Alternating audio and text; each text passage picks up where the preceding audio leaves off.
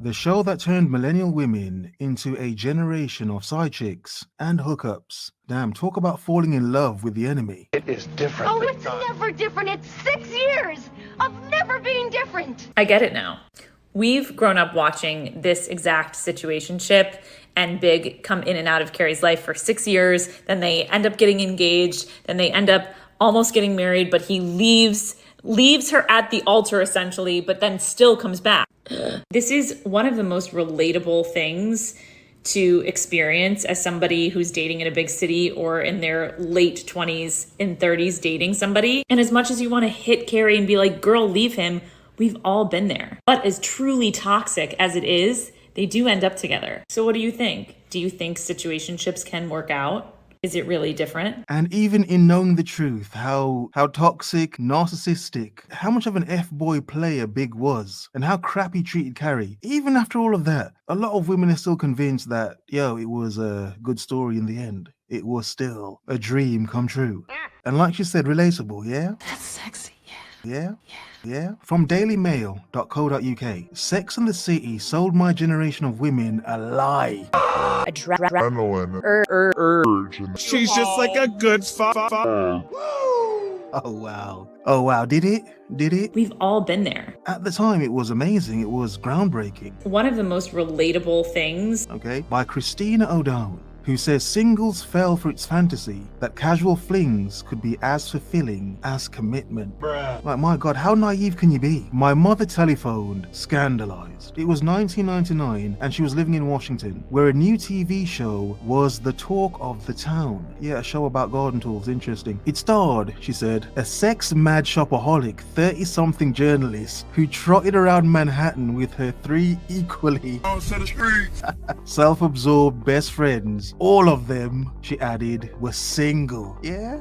Oh my God. Oh. Worldly. I'm fun. I'm fun. Oh, this is beautiful. We've all been there. I could hear the worry underlying the disapproval in her voice. Please, tell me this is not what it's like for you, my 30-something single journalist, garden tool daughter. It's never different. It's 6 years.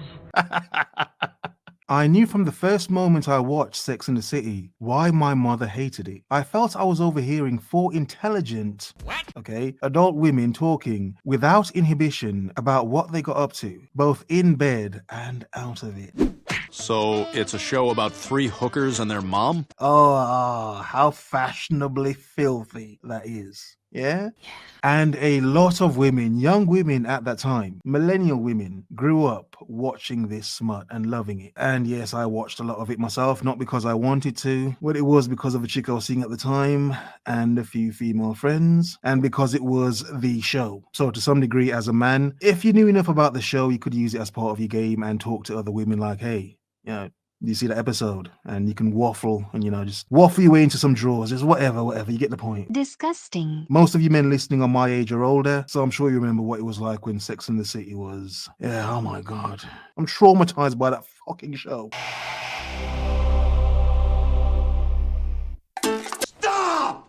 But nowhere near as traumatized as women. But let's talk about the main character. Let's talk about the fact that Carrie and Big had a completely toxic relationship that never would have worked out.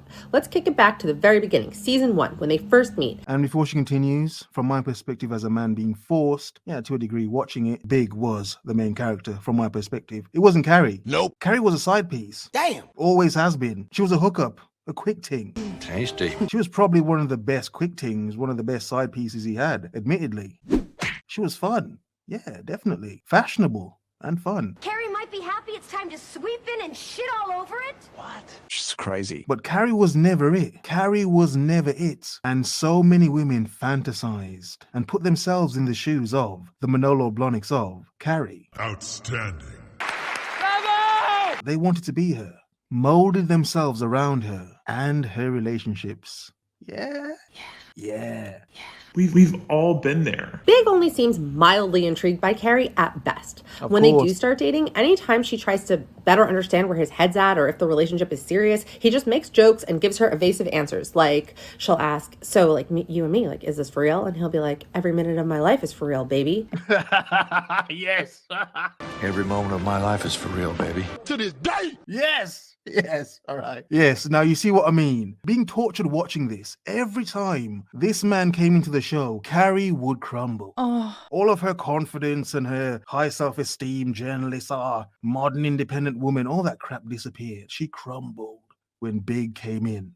Those were always the best episodes. For one, it showed you how fake Carrie was. To her friends and everyone else, and men that she saw were simps, she was high class, top quality. I am the table. Top quality, please, please. But to Big, please, you're one of many. You mean like a hooker? Oh, she was one of many. Stunning. And she holds on to these like bare minimum scraps he dishes her way to convince herself that maybe he is serious. Like when he gives her the pink toothbrush head, and there's only one pink toothbrush head, so it must mean he's serious about her because he gave it to her. Moving on, he gets this offer to move to Paris, and he doesn't tell Carrie because whatever.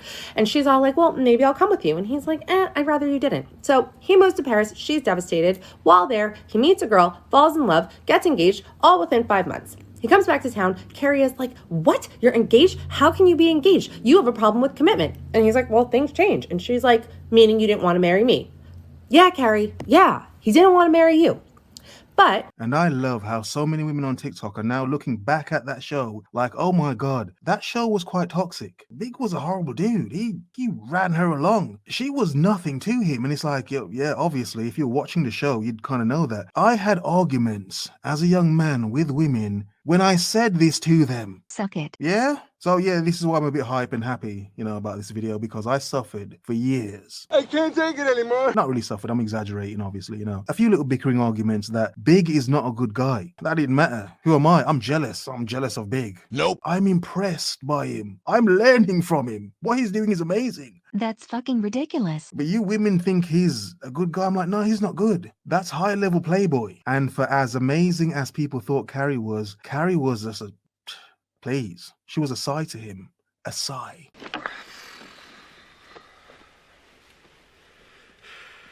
Moving on, Big gets married, but having the avoidant attachment style that he does, soon he gets bored. And he sees that Carrie has moved on with Aiden. Aw, poor sweet Aiden.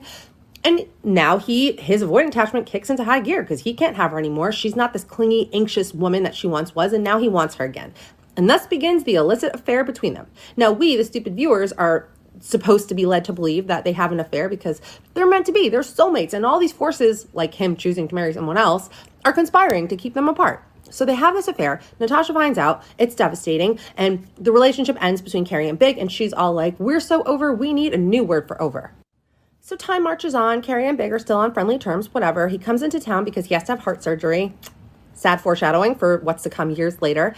And then when he's recovering, he looks at Carrie and he's like, what are we doing? Life's too short. Like, we should be together. And she's like, okay, finally, like the moment, after all these years, the moment has arrived. He wakes up the next morning and he's like, gotcha. And this went on for years. I was shocked. And as a young man, it was almost blasphemy to say that Carrie was a side piece being strung along and Big has never loved this woman. You couldn't say that back then. Your girlfriend would probably beat you up. If the internet were as big as it is now, you'd get run off the internet by saying Carrie was a garden tool who was never loved. Yeah? I forget all of that. It's romantic, isn't it? It's big. It's big. It's big D energy. Oh God, it writes itself. They think they're watching a romance, but it's like, damn, they're teaching you your own demise. And I changed my mind, take it back. Okay, no.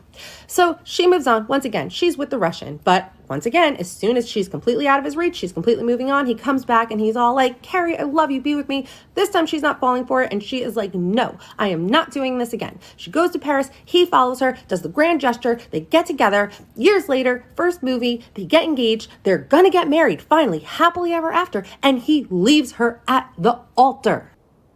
Goddamn right. I haven't seen the movies. Like, I just couldn't do it no more. If I have to for research purposes, I will. Oh, hell no. But hopefully, no, let's not do that. Let's not do that. But yeah, I haven't seen them. But yeah, it's not surprising, is it? It's not surprising. From Big does not love Carrie. None of what he does is surprising. But she loves him. No, I can fix him. She's crushed. She's devastated. She is more upset about this than she is when he dies a little bit later. But then in the end of the movie, she sees him and then they make up because it's not logic, it's love. Like, how stupid are we supposed to be to buy this crap?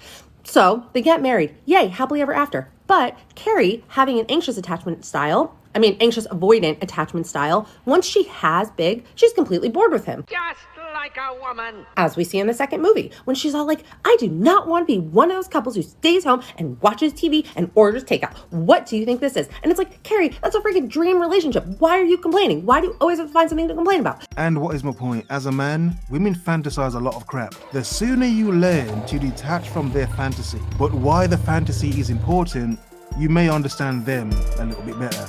Have a nice day.